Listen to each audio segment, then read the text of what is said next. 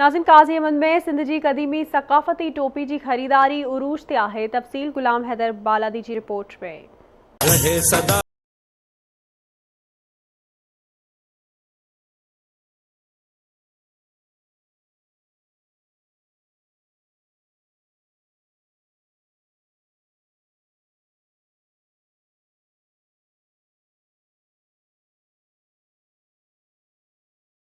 में बि क़दीमी सिंध जी सक़ाफ़त ख़ासि करे सिंधी टोपी जी ख़रीदारी उरूज ते आहे, पर ॿिए पासे आवाज़ टीवी समेत सिंधी मीडिया जे ऐलानियल ॾिहाड़े जे हवाले सां टोपी जी ख़रीदारी में इज़ाफ़ो थी वियो आहे। सिंधी टोपी जा केतिरा ई क़िस्म थियनि था, जंहिं में सैदाबाद तोड़े हाला जैकमाबाद जूं टोपियूं पसंदि कयूं वञनि थियूं। सिंधी टोपी शादियुनि में घोट पिणु पाईंदा आहिनि।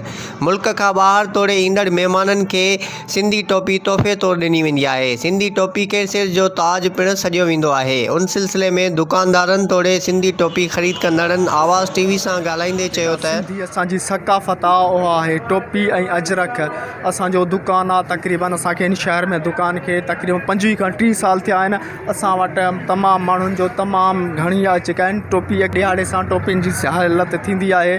जेका असां माल घुराईंदा आहियूं सईदाबाद मां, उन में मशहूरु मां मशहूरु टोपी आहे अगरो राहू, अमीन लाखो, ऐं उन खां अलावा वरी जैकमाबादी आहे, शिकारपुरी टोपी आहे, इहे बि आहिनि। 6 डिसंबर जे हवाले सां असांजूं तयारियूं हलनि पियूं। इंशाल्लाह इन खे भरपूर तरीक़े सां मल्हाईंदासीं ऐं आवाज़ टीवी चैनल सां गॾिजी सुठे तरीक़े सां मल्हाईंदासीं। ऐं असांजूं हींअर ख़रीदारियूं हलनि पियूं। हींअर बि असां इन टोपियुनि जी दुकान ते बीठा आहियूं। असां वटि सक़ाफ़ती कल्चर डे मल्हाए पियो वञे। असां सिंध जे तारीख़ जे हवाले सां इहे चवंदासीं त जिन क़ौमुनि जूं तारीख़ी जाग्राफ़ी तारीख़ी हिकिड़ी आहिनि, उन हवाले सां ख़ासि तौर ते असांजी सिंधी जेका असां सिंध पंहिंजे सिर जो ताज चऊं था, इहा बि हिकिड़ी क़दीमी रवायत ऐं क़दीमी असांजी सिंध जी सक़ाफ़त आहे। ज़रूरत इन ॻाल्हि जी आहे त हथ जे हुनर ते हिन सक़ाफ़ती शयुनि खे ठाहींदड़ कारीगरनि खे सरकारी सतह ते हथी ॾिनी वञे त जीअं समूरे मुल्क में सक़ाफ़त उजागर थी सघे। कैमरामैन बिलाल हैदर सां गॾु ग़ुलाम हैदर बालादी, आवाज़ टीवी, काज़ी अहमद।